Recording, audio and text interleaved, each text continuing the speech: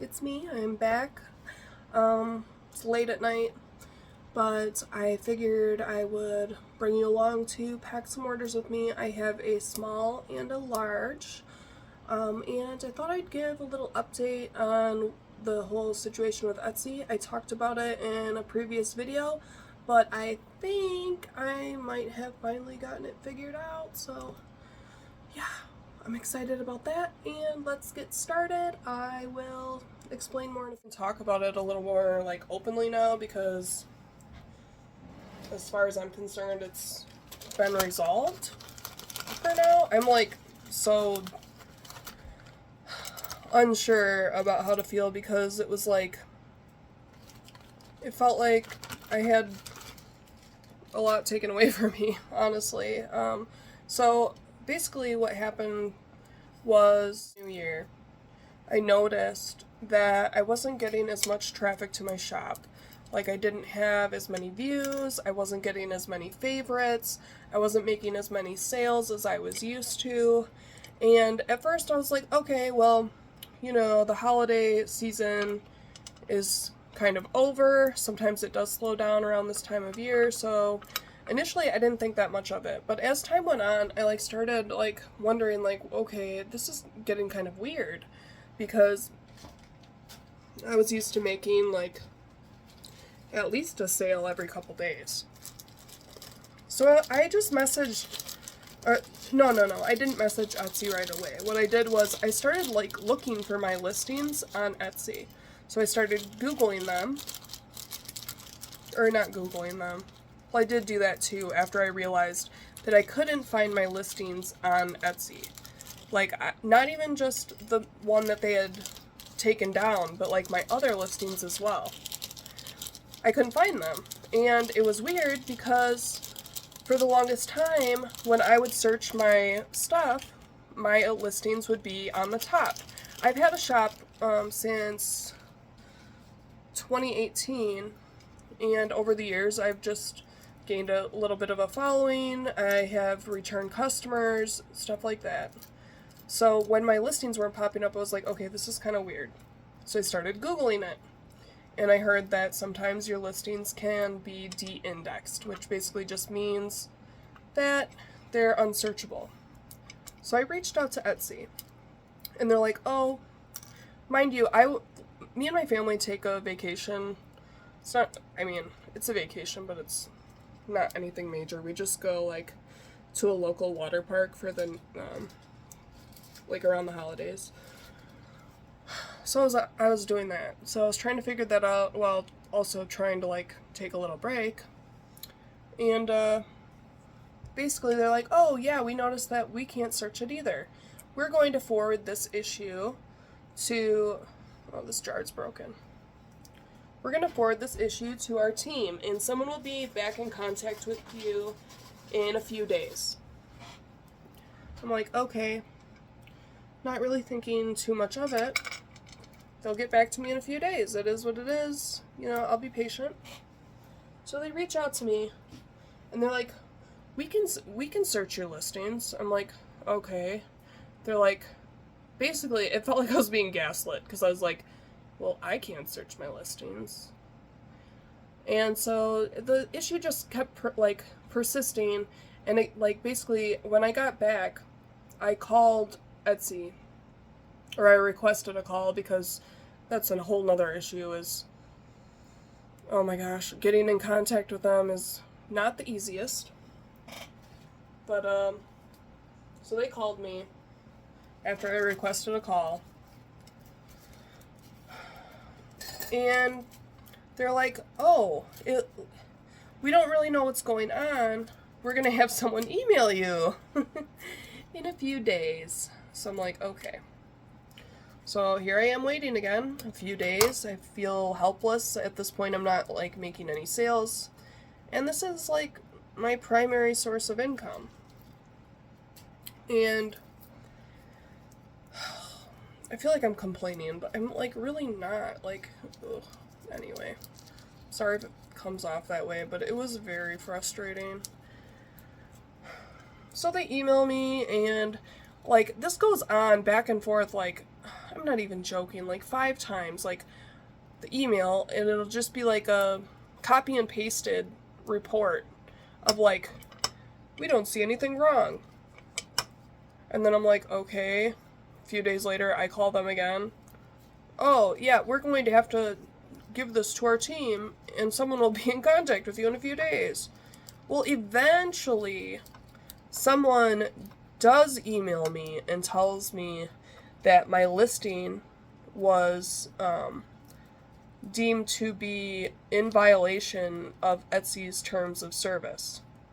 Now, none of the items that I sell in my shop are illegal to sell in the United States.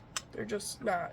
It's not something that I would do. I would never put my shop at risk. I would never put my livelihood at risk.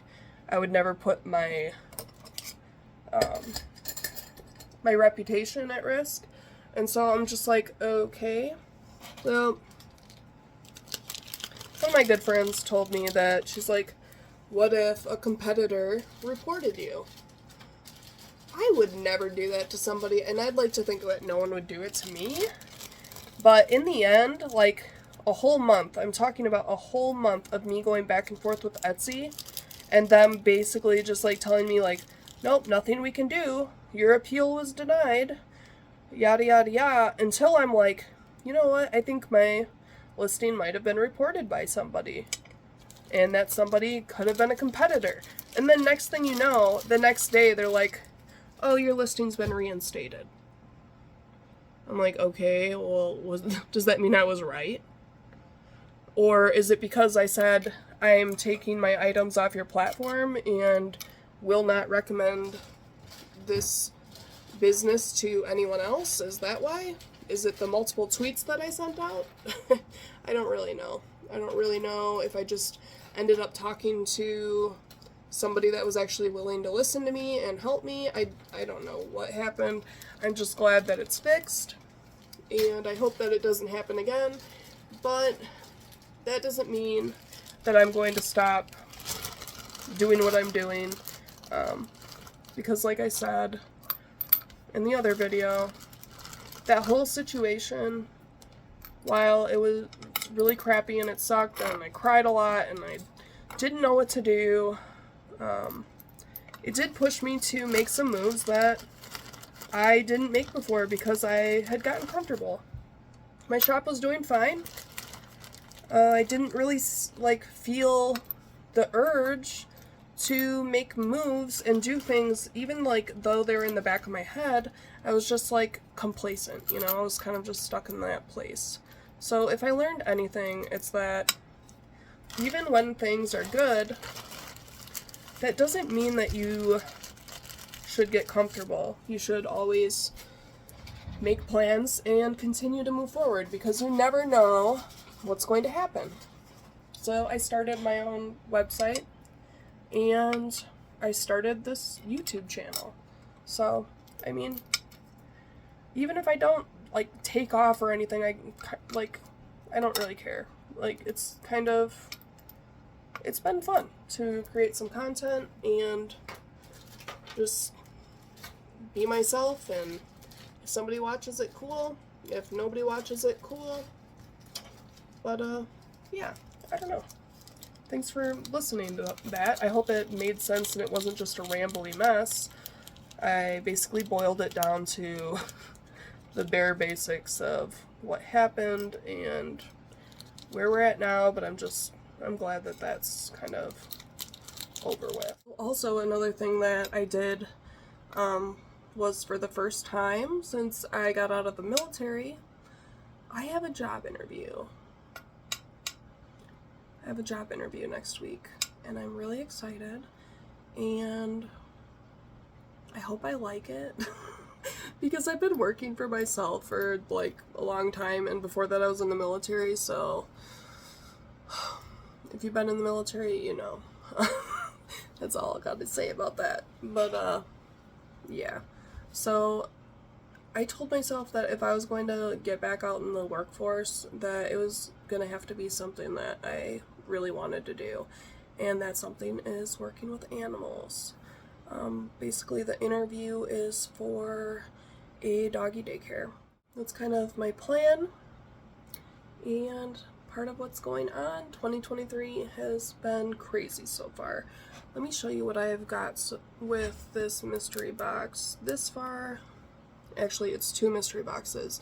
I like to pack them at the same time if I can, at least parts of them. Like one is a small and one is a large, so they're going to be different, but some of the contents can be the same because these people haven't ordered from me before, so I'm not too worried about like duplicates and stuff like that. I have alligator rib bones, super cool. Small mammal vertebrae. Again, I think these are coyote though because of the size.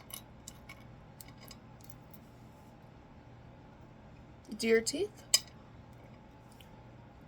Bobcat claw. Muskrat atlas, which is basically a vertebrae bone, but it's like the top of the neck. Rattlesnake skin, and a mummified mink paw. That is what I have so far. For the large, it's a little different. I have multiple deer teeth, multiple muskrat atlas bones, whoops, kyanite crystals, and remember those jars that we made? Yes. So a large jar of bones, and I think I'm going to add a few more jar specimens. They're some of my favorite, and I feel like people really like them as well. So let's get back to putting these together. So I just added up the small, and I still need a few more items. Let's see. So far for the small, I added a mummified, oh, that's so creepy, but also kind of cute, a mummified possum arm. Hello. And that's it. So I'm bad at math, $8 more. So let's figure. Okay, so what I found, sunflower starfish, a muskrat jawbone, a coyote femur bone, and depending on what the cost breakdown ends up as, I will maybe add this crystal. This is calcite, dogtooth calcite to be exact, but we will see. I need to add it up.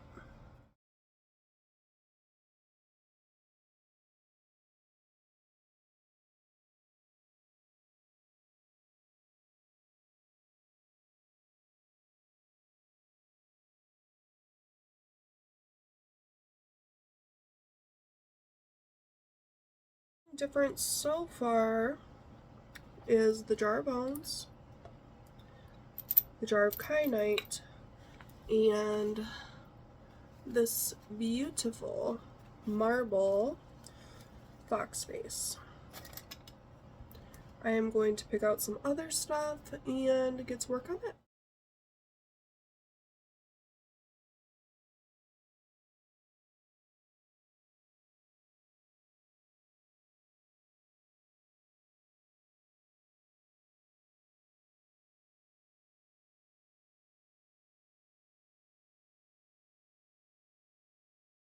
I don't know if you guys could see what I was watching while I had it hyperlapsed. Rich Lux. So my guilty pleasure is a little bit of beauty drama, trashy TV, stuff like that. You wanna hear my take on any of those things sometimes? I might be willing to just put my little 2 cents in. Right now it's all about that Michaela chick and her eyelash drama, mascara gate or something. I think it's stupid. That's what I think. I do think it looks like she's wearing fake lashes in the like after pictures that I've seen, but we're really attacking somebody over that. I mean, it's 2023. I don't really think anybody in the beauty community is 100% honest about that sort of thing, especially when lots of money is involved. So there's my take, and Alright, I was able to get both of those done, and I showed you guys everything that was in them. For tonight, I'm tired. I had a long day. It's kind of crazy. My son had like a concert, and earlier in the day they got promoted in Taekwondo, so it's just been long, but I'm grateful for it. Hope to see you guys next time. Thanks for watching. Bye.